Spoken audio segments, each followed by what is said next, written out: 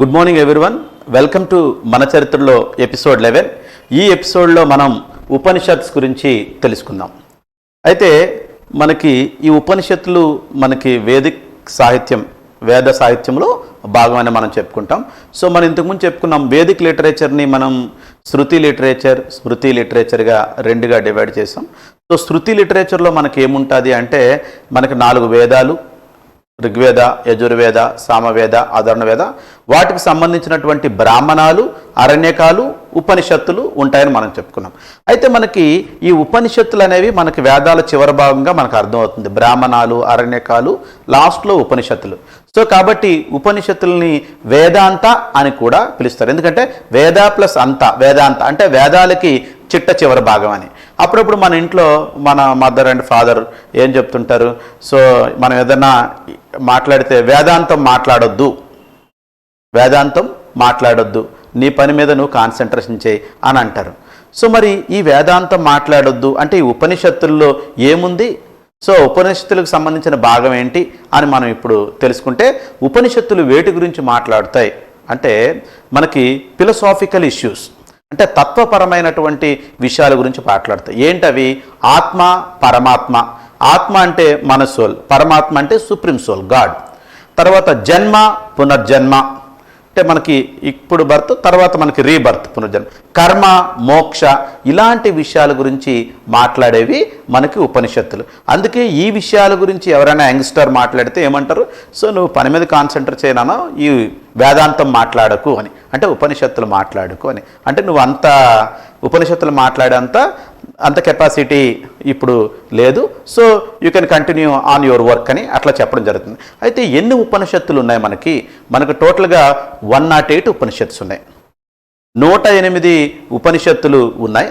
So 108 మీరు concentration చేసినట్టయితే మనకి ఎప్పుడైనా టెంపుల్లో మనకి డివోటీస్, భక్తులు మొక్కుకునేటప్పుడు ఏమంటారు, 108 సార్లు నీ చుట్టూ తిరుగుతానన్న. అంటే ఇక్కడ ఏం జరుగుతుంది, మధ్యలో ఎవరుంటారు, పరమాత్మ ఉంటారు, అంటే సుప్రీం సోల్. సుప్రీం సోల్ చుట్టూ ఎవరు తిరుగుతున్నారు, సోల్ తిరుగుతుంది. అంటే మనం అంటే ఎవరు, మన సోల్ తిరుగుతుంది ఇట్లా 108 టైమ్స్. అలా కాకుండా మనం సేజెస్ కానీ ఋషులు కానీ చూస్తే వాళ్ళ మెడల్లో ఒక్కొక్కసారి దండలు ఉంటాయి. మనకి ఆ దండలకు ఉన్నటువంటి పూసలు మనం లెక్క పెట్టినట్టయితే అవి కూడా 108 ఉంటాయి, 108.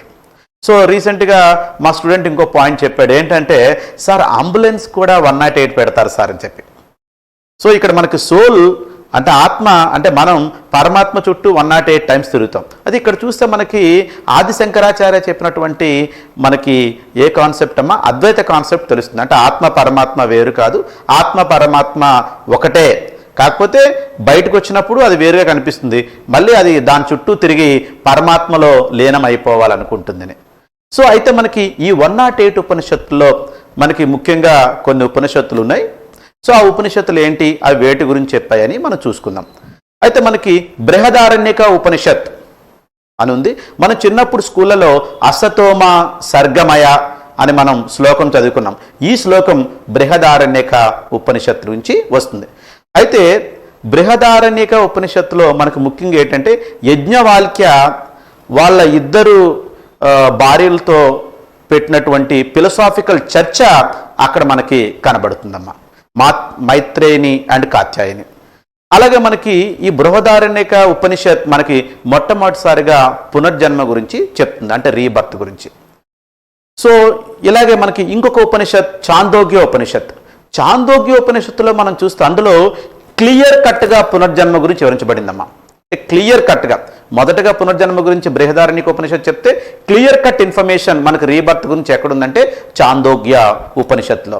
మనం లాస్ట్ క్లాస్లో మనం తెలుసుకున్నాం, చాందోగ్య ఉపనిషత్తు ఆశ్రమ వ్యవస్థ గురించి చెప్పింది, కానీ ఓన్లీ 3 ఆశ్రమాల గురించే చెప్పింది అని మనం చెప్పుకున్నాం.